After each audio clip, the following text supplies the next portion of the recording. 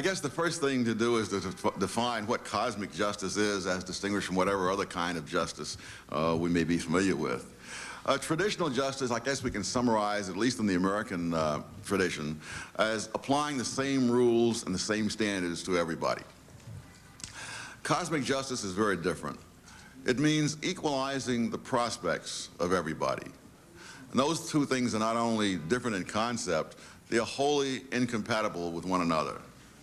If you apply the same rules and standards to everybody in baseball, Mark McGwire is going to hit 70 home runs, and there are going to be other people who will spend an entire career without hitting 70 home runs, including people in the Hall of Fame like Luke Appling, who twice won the batting championship. So if you want the one thing or the other, you can go for it. But the one thing you cannot do is pursue the two things simultaneously. Or rather, you cannot successfully do that. The Supreme Court has been pursuing the two things simultaneously for quite a while, leading to a lot of 5-4 decisions and inconsistent decisions. The requirements for the two kinds of justice are very different. The requirement for treating everyone the same is very simple. It's mass-produced. The requirements for cosmic justice must be handmade and tailored to each individual case. It's much more complex, and it requires a much larger amount of government power. Some third party must intervene to determine whether the outcomes are right, whether the prospects are right. Words, the very same words, have entirely different meanings within these two frameworks. In fact, as I mentioned in the preface to the book, what really set me off a few years ago to finish it up was a discussion with one of my colleagues at Stanford University, who shall be anonymous in deference to the libel laws, who talked about a level playing field. And it became painfully clear that what he called the level playing field is what I would have called a tilted playing field. Tilted so as to produce the results that he wanted. When we talk about a fair fight, that means very different things within these two frameworks. A fair fight by traditional standards means that both boxers observe the Marquis of Queensberry rules, and the fight is fair whether it ends up in a draw or a one-sided beating. From the other point of view, from the cosmic perspective, it's fair only when the two fighters enter the ring with the same prospects of winning. John Rawls has sort of summarized and epitomized these two differences. He distinguishes what he calls fair equality of opportunity from merely formal equality of opportunity. Traditional justice or fairness by Rawls's standards means simply that people are judged by the same rules. But genuine equality of opportunity, as he calls it, cannot be achieved by this method. Instead, he says, undeserved inequalities call for redress.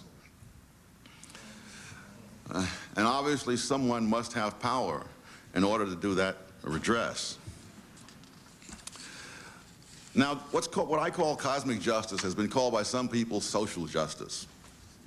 But I think they're unduly modest, because they're trying to correct not only the inequities that they see in society, they're trying to correct the oversights of God or the defects of the cosmos. When some people are born with physical or mental handicaps, they want to counterbalance that. And of course, that's not always caused by society. So that when Rawls says that undeserved inequalities, he includes all sorts of things. And that opens up a very large area for others. You can find this perspective on justice, the Rawlsian perspective, in many places, from the street corner community activists right up to the chambers of the Supreme Court.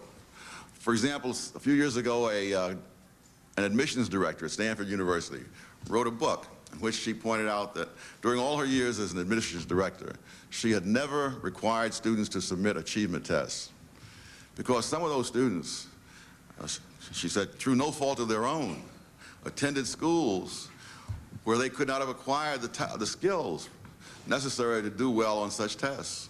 So she's trying to redress the inequalities, and therefore she would simply not require such tests. The Educational Testing Service is currently engaging in a renorming of test scores to take into account the social backgrounds and handicaps of the students, so that the score will then, again, redress pre-existing inequalities rather than applying the same standards to everybody. Whenever I hear notions of fairness in education, I think back to my own education. And I think, thank God, my teachers were unfair to me when I was a kid growing up in Harlem.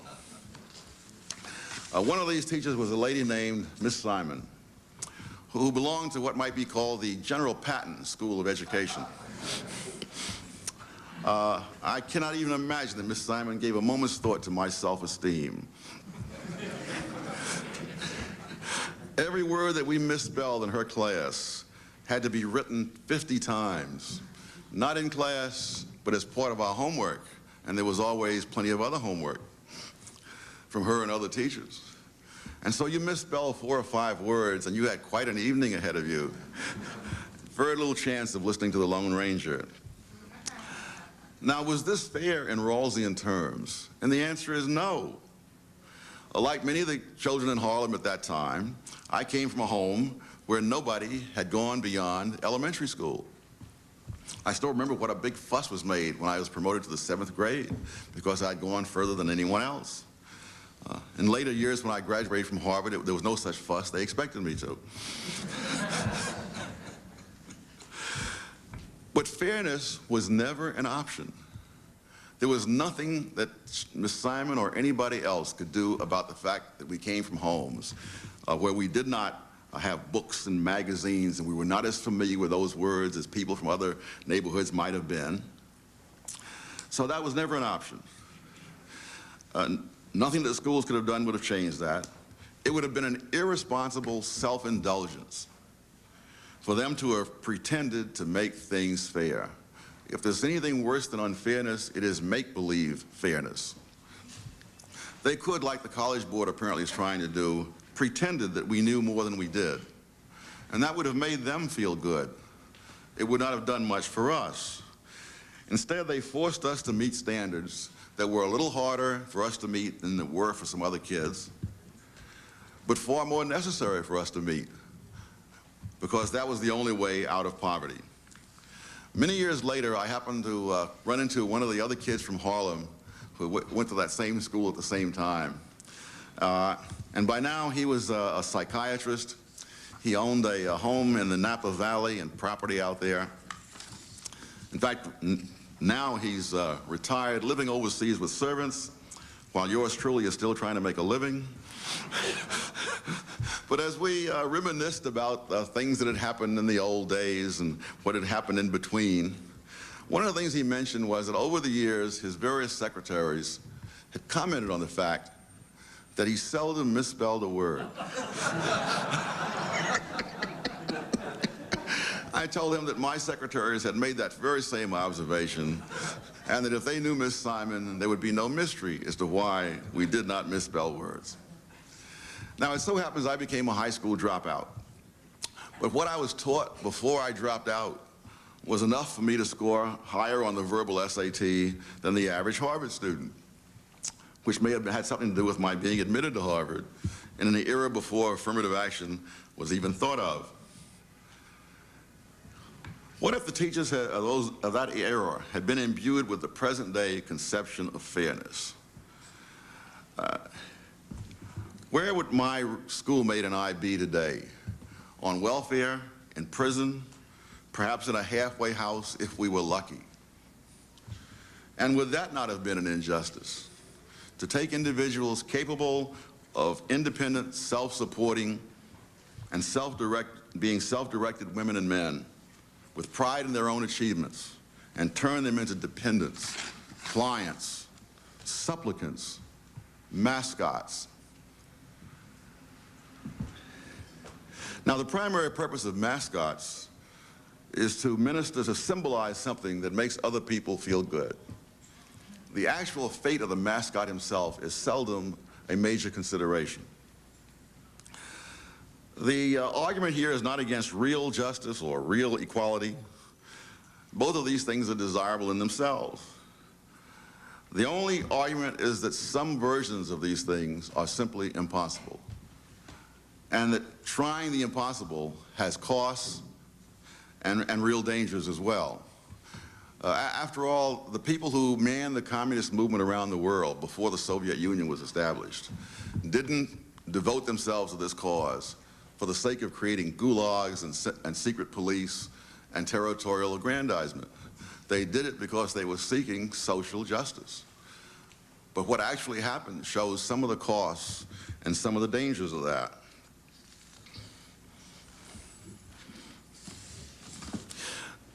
Most ordinary Americans still have the traditional conception of justice.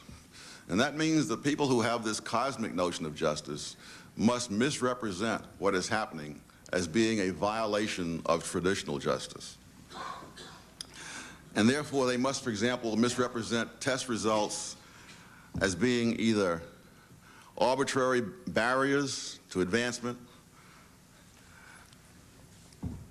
or deliberate efforts to perpetuate inequalities.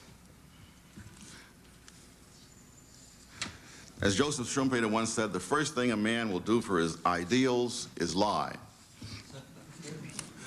The next thing he will do, and this is my addendum, is character assassination. Those people who disagree with those with a vision of cosmic justice must be stopped, in their view, by all means necessary. And that, of course, includes character assassination. They must be bought, to use a verb of our time. Now, the people who are the victims of this atmosphere of character assassination are not simply those who are targeted. The whole society is a victim, because you're not going to be able to attract into the public arena people who value their privacy, who value protecting their families from humiliations, if, in fact, disagreements become simply grounds for smears.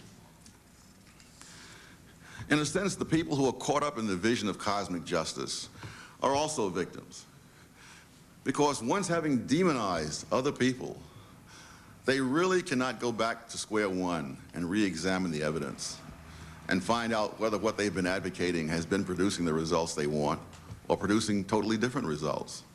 And so they're locked into the vision. They have too much of a stake in it to ever think about doing something different. I have a chapter in the book called The Tyranny of Visions, about how the vision becomes more real to people than any empirical reality. A classic example was one described by Paul Johnson, Lenin. And Johnson pointed out that Lenin, although he spoke of himself as a representative of the proletariat, had in fact never set foot in a working class neighborhood in any of the cities he'd ever been in, inside or outside of Russia. He had never talked with the workers and had no idea what they believed about anything. I might add that he also, after becoming the ruler of Russia, never set foot in Soviet Central Asia, which is an area larger than all of Western Europe, and in which all these doctrinaire schemes from Moscow were imposed for nearly 3/4 of a century with devastating results. What he was devoted to was the vision, not flesh and blood people. Flesh and blood people were a complication on the road to realizing the vision. And as it turned out, if he had to kill a few million of those, that was just so much too bad. And of course, we've seen Hitler, Mao, and others with this same approach.